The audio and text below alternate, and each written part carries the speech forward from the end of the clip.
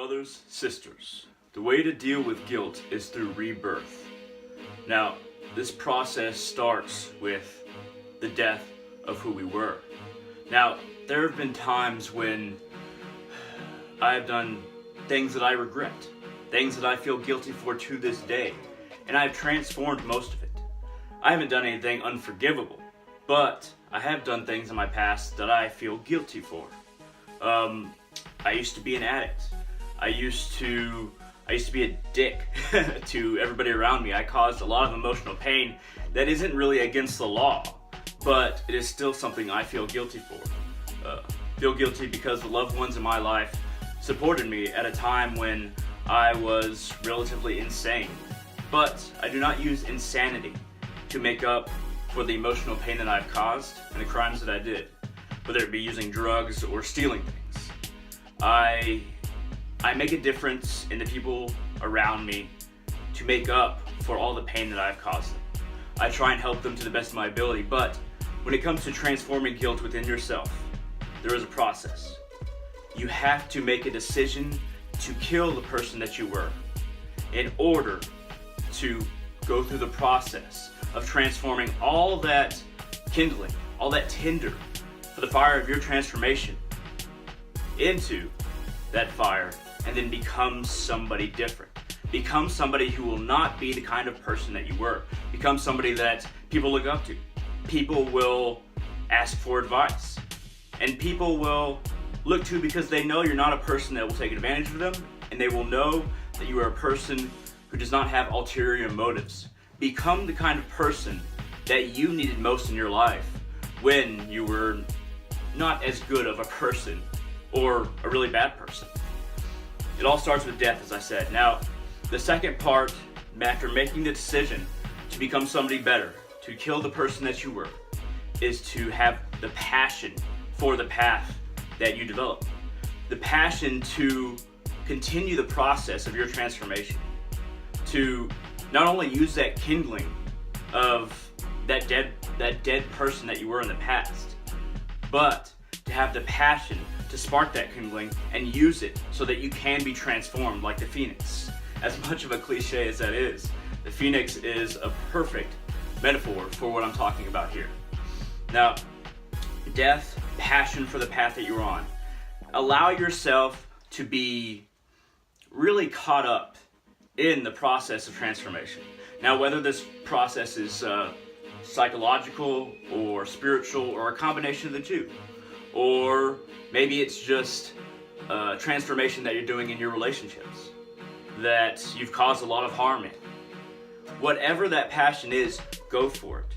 Have a passion for the process. Have a passion for the new spiritual you, the new psychologically well you, and move forward. Have that passion to, even when you have a bad day and you think about being the asshole that you once were, to not be that person, but to move forward. To continue to spark that kindling of that person you used to be, so that you can transform, so that you can rise. Now, the third part of this transformation is, of course, rebirth. Now, how do you know when you've truly been reborn as a person? You start looking at your little reactions to certain instances. If you usually would have responded with aggression or anger, and you start to realize, oh, I don't need to respond that way, and it becomes second nature to you. It becomes like easy as that. It just becomes the person that you are now, that you will respond with possibly compassion, or maybe it's just dispassion, where you're detached from the situation and you don't have to be aggressive in the situation, you don't have to control, you don't have to dominate, and you don't have to get something out of a situation. Sometimes dispassion in that way is really a proof that you've come a long way. Now, there are other signs. Maybe you start to see that, and this isn't something that you necessarily look for, but it'll slowly dawn on you. And when it does dawn on you, you start to realize that your rebirth is at hand. So, if you start actually having the motivation to live a life to help other people, to live a life that is not only trying to get everything you can out of this world, but give back something, then that dawn is rising. When you become somebody that your old self would not recognize, would not understand, whose motivations are so foreign to the person you used to be, that it becomes obvious that you are not that person. That's when the rebirth is at hand and you can feel glad.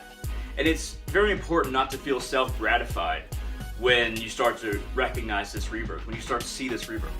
Not to feel like, okay, I'm better now, so now I can judge other people. It's not about judging other people, it's about becoming somebody better than you were and influencing people in a positive way. Not becoming somebody who can step on other people because you're so righteous, because you're so right, but somebody who can lead other people in your little ways.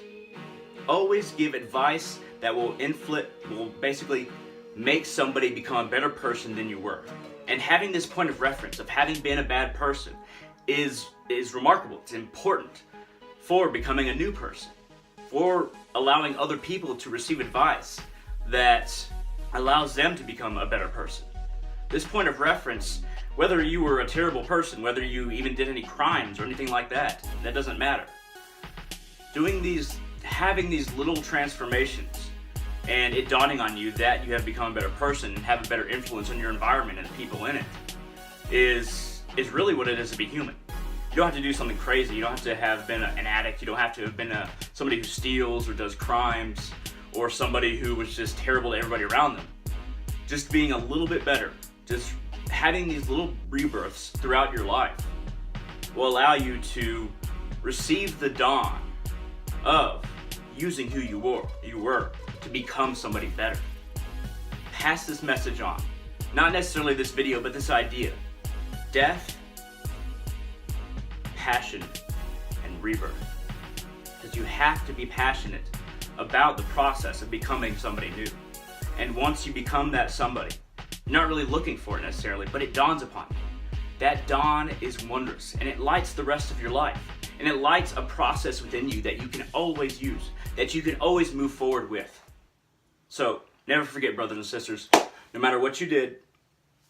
Now, a lot of the time, you have to admit what you did to yourself and to other people for you to move on. So if it's something very terrible, it might involve even admitting that you did a crime and then going through that process. But even if you can't do that, allow yourself to be the influence in other people's lives and be that person who is passionate about their growth to become a positive influence in this world.